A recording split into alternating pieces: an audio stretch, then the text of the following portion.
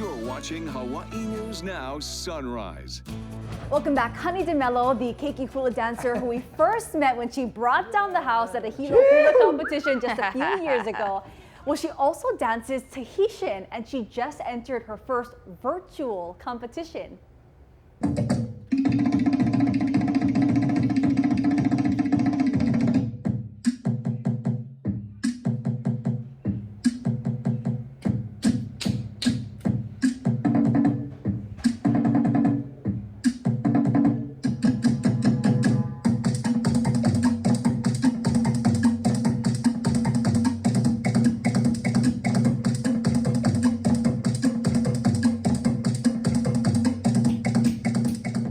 Get it, girl. Now, she didn't make it to the finals, but she did a great job. I know. I think she should have won. In her Instagram post, she said she choreographed that dance herself. She did have some help from mommy.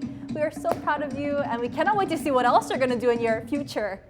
You know, we first saw her just a couple of years ago. We were amazed then, and now to see how much she's changed. Yeah, and it's one thing to dance it, but to choreograph it yourself. I know. Dang. Great We're job. behind you. Yeah, awesome. See you tomorrow.